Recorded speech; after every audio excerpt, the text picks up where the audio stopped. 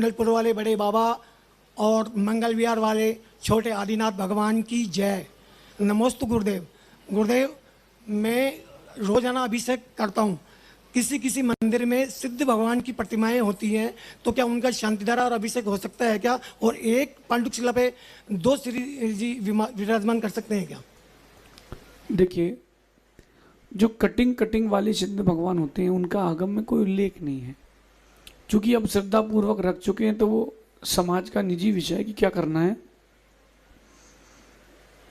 न वो पूजनीय है, न वो वंदनीय है, ना ही वो जो कटिंग वाले सिद्ध भगवान है वो ना ही वो गिनती में आते हैं। वो अपन ने एक बीच में विकृति आई तो उसको बनाना चालू कर दिया।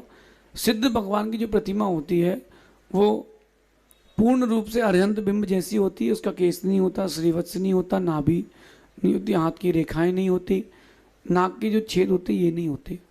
तो इस प्रकार से कुछ अंतर आता है किसमें? सिद्ध भगवान अरिहंत भगवान की मूर्ति में। बाकी अंतर नहीं आता। अगर ऐसी कोई मूर्ति है तो वो गिनती में आती है, लेकिन जो कटिंग वाली मूर्ति होती है वो गिनती में नहीं आती। तो ऐसी मूर्ति का अभिषेक का भी कोई उल्लेख नहीं है। उसकी प्रतिष्ठा कैसे करेंगे?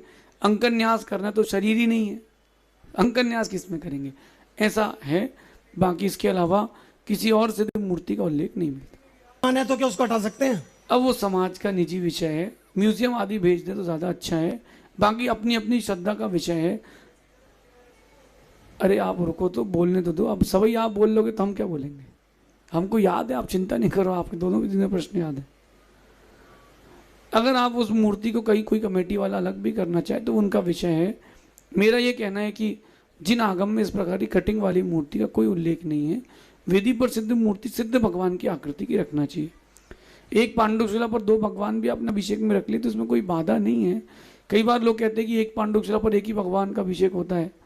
तो मैं कहता हूँ कि जब अभिषेक आप करते हो 5 पांडुक शिला लगाते हो तो सुमेरु में तो एक ही पांडुक शिला होती है ना, 5 कैसे लगा दी? इन सब चीज़ों में नहीं पड़े। 2 नहीं 4 भगवान रखकर भी अभिषेक कर सकते। आपके सांगानेर में एक साथ कई मूर्तियों का अभिषेक हुआ कि नहीं हुआ? तो इसमें कोई विकल्प नहीं, ऐसा समझिए। आगे चलते हैं। अगली जिज्ञासा के लिए तैयार रहेंगे नरेश।